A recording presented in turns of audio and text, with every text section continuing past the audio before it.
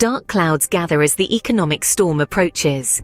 We find ourselves in an era where the winds of change blow harshly, where the once steady ship of our personal finances is tossed about in choppy seas. Rising costs of living, stagnant wages, and a pervasive lack of job security paint an ominous picture of the current economic climate. The cost of living, like a relentless tide, surges ever upwards. The price tags on everyday essentials, from groceries to energy and fuel, from rent to recreation, seem to grow larger with each passing day.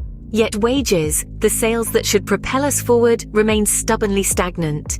The gap between income and expenditure widens, and the struggle to make ends meet becomes an all-too-familiar narrative. But this is not merely a tale of numbers and financial jargon. This is a story that cuts to the very heart of our lives, seeping into the fabric of our daily existence. The economic storm is no distant, abstract concept. It's a reality that hammers at our doors, that keeps us awake at night, that casts long shadows over our days. Job security, once a cornerstone of economic stability, now seems as elusive as a mirage. The threat of redundancy hangs like a sword of Damocles, bringing with it a climate of uncertainty and fear. A steady job, a predictable income, a secure future. These are no longer givens, but luxuries, distant dreams on the horizon. This economic storm, with its gales of change and uncertainty, is not just a challenge. It's a stress test, a trial of resilience, a crucible that shapes and defines us. It breeds stress, anxiety, and uncertainty, weighing heavy on our minds, our hearts, our spirits. Yet in the midst of these trials, there is opportunity. There is potential for growth, for resilience, for transformation. The storm may be fierce, but it is not insurmountable. It is within this tempest that we find our mettle tested, our resolve hardened, our spirit undaunted. In the midst of this tempest, a personal journey begins. As the storm rages, the struggle to stay afloat becomes a daily battle. In the early stages of this economic tempest, the challenges were as relentless as the wind and the rain. Finding a job that paid well enough to cover the bills and leave something over for life's little luxuries was like searching for a lighthouse in a fog. Jobs were scarce, and the ones that were available seemed to pay only enough to keep the wolf from the door, but not enough to let you invite him in, feed him, and send him on his way. Managing bills became a high-wire balancing act. The rent, the utilities, the groceries, the car payment, each one a juggler's ball to be kept in the air while trying not to drop any of the others. And then, just when you thought you had the rhythm, life would throw in an unexpected expense. A medical bill, a car repair, a school fee. It was like trying to dance with a partner who kept changing the steps. The emotional toll was as heavy as any financial burden. There were nights when sleep was as elusive as a balanced bank account, days when the worry sat like a stone in the pit of your stomach. It was a feeling of being overwhelmed, of standing on a beach and watching a tidal wave approach, knowing you could neither stop it nor outrun it. Yet it's in these moments when the storm is at its fiercest that something remarkable happens. The human spirit, as fragile and as resilient as a spider's web, begins to weave a path through the chaos. It's not about denying the difficulties or pretending they don't exist. It's about acknowledging them, facing them, and then finding a way to navigate through them. In the midst of the struggle, solutions started to appear, like unexpected lighthouses piercing through the fog, small victories that built on one another, creating a momentum that started to turn the tide. But amidst the struggle, the seeds of resilience are sown. In the heart of the storm, adaptability becomes the key to survival. It's a principle as old as time, yet it rings true even in the face of our modern economic struggles. As the tempest raged on, I found myself needing to evolve, to learn new ways of navigating through the storm. The first step in this journey of adaptation was learning new skills. Many of us are raised with the belief that our education ends when we leave school, but in reality, learning is a lifelong pursuit.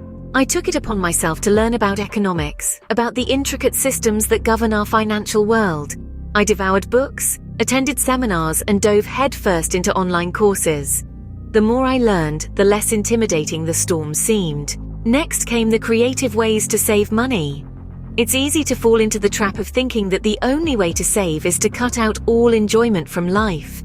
But saving doesn't have to equate to suffering. It's about finding balance, about being smart with where your money goes. I started cooking at home more, finding joy in the simple act of preparing a meal. I swapped expensive gym memberships for outdoor runs and at-home workouts. I discovered the thrill of thrift shopping, of finding hidden treasures amidst the second-hand items.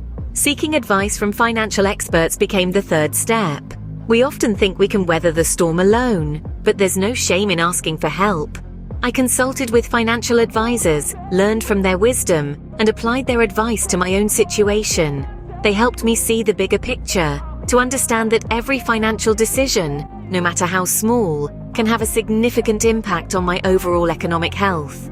Through all of this, I learned the importance of being proactive, of taking control of my personal finances. It's not about waiting for the storm to pass, but about learning to dance in the rain. With every challenge faced, wisdom is gained. And with wisdom comes the power to overcome even the harshest of economic storms.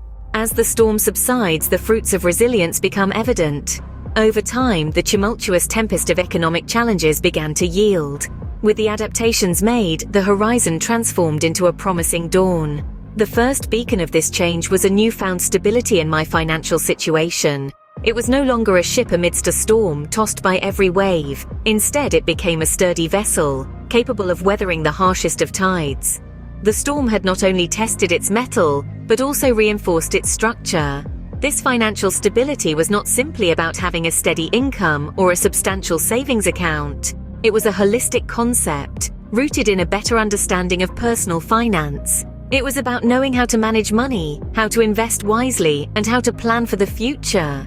It was about understanding the intricate dance of economics, the ebb and flow of markets, and the delicate balance of risk and reward. It was a newfound literacy, a language once foreign, now familiar. This understanding instilled a confidence that was as invigorating as it was empowering.